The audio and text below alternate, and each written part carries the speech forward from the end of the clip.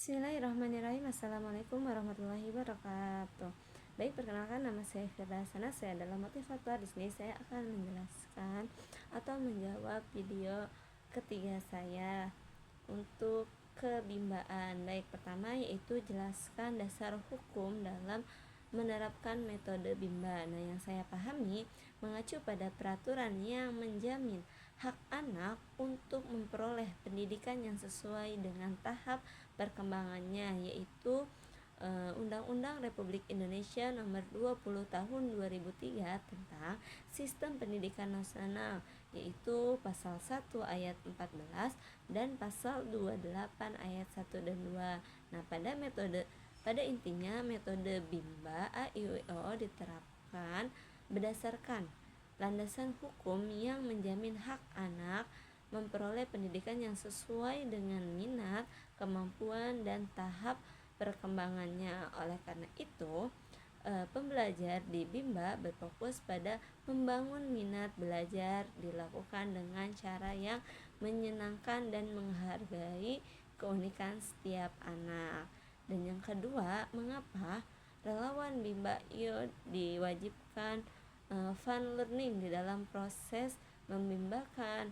Nah, karena suasana belajar yang menyenangkan dapat menumbuhkan minat belajar anaknya lebih fokus, nyaman, berantusias, percaya diri, dan tidak merasa terpaksa saat belajar. Dengan demikian, tujuan utama bimba, yaitu membangun minat belajar sepanjang hayat, dapat tercapai secara optimal.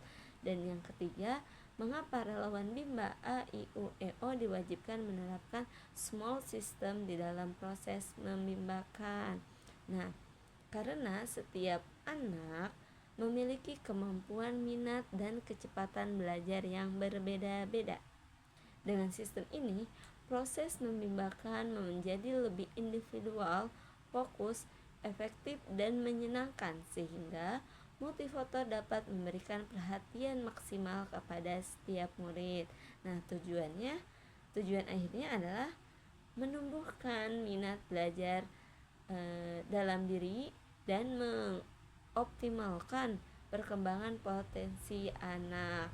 Dan yang keempat, mengapa relawan bimba AIUEO diwajibkan menerapkan individual system di dalam proses membimbakan?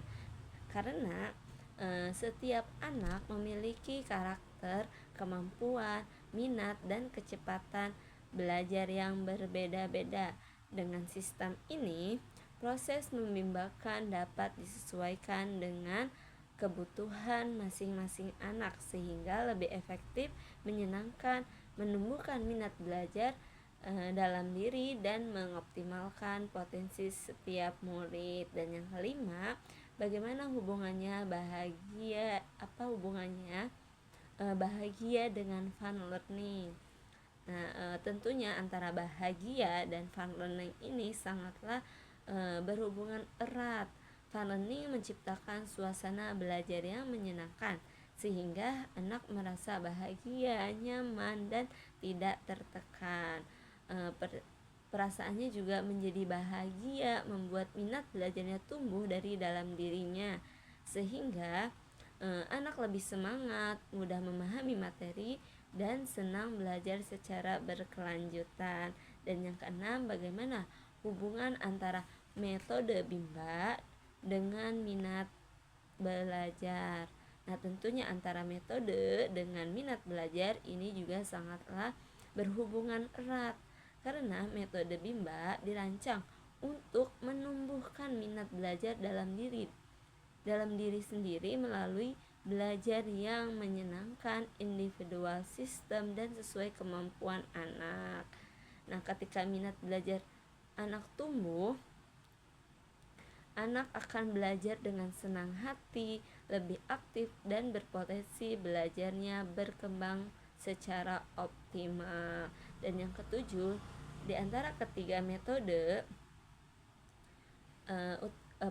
metode utama bimba, mana yang harus kita capai terlebih dahulu dan mengapa? Nah, tentunya di antara tiga metode utama Bimba yang harus dicapai terlebih dahulu adalah yaitu secara fun learning.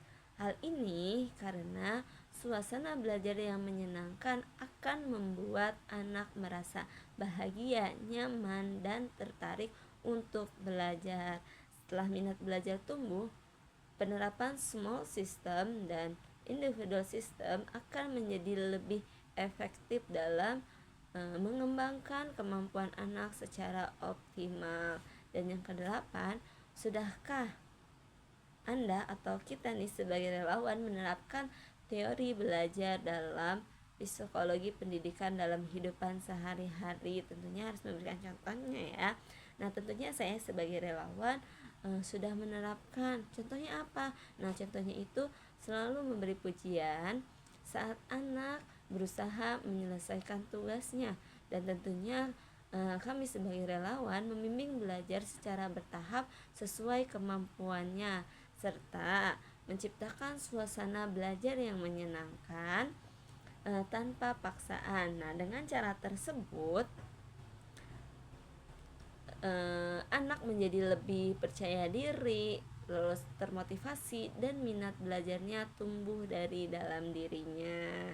Dan yang kesembilan, ceritakan pengalaman Anda atau kita nih sebagai motivator saat menerapkan metode Bimba, baik saat di Bimba maupun di lingkungan keluarga. Nah, tentunya dengan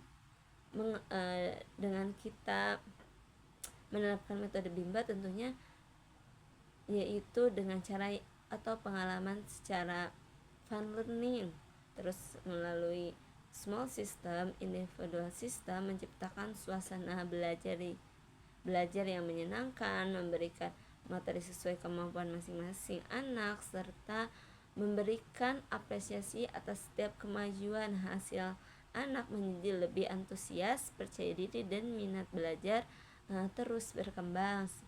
Misalnya anak ini ketika dia berbuat baik, menolong, ataupun bisa menyelesaikan tugasnya, pastinya kita sebagai relawan harus bisa mengapresiasikan kepada anak tersebut. Dan yang ke-10, apa dampaknya yang dirasakan jika seorang relawan Bimba tidak memahami metode? Nah, tentunya setiap apa yang dilakukan pasti ada dampaknya. Salah satunya, bagaimana sebagai relawan Bimba jika tidak memahami metode ini semua? Nah, yang pertama, tentunya relawan tidak mampu membimbing sesuai prinsip Bimba.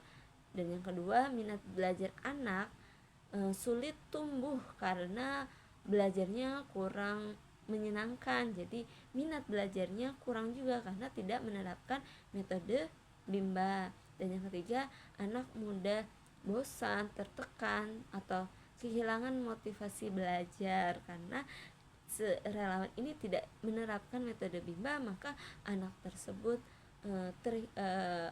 merasa bosan belajarnya ini terus karena tidak menerapkan metode Bimba. Dan yang terakhir yaitu kualitas pembelajar dan pengembangan anak menjadi kurang maksimal apabila tidak diterapkannya metode Bimba. Mungkin itu saja yang bisa saya sampaikan, kurang lebihnya mohon maaf. Assalamualaikum warahmatullahi wabarakatuh.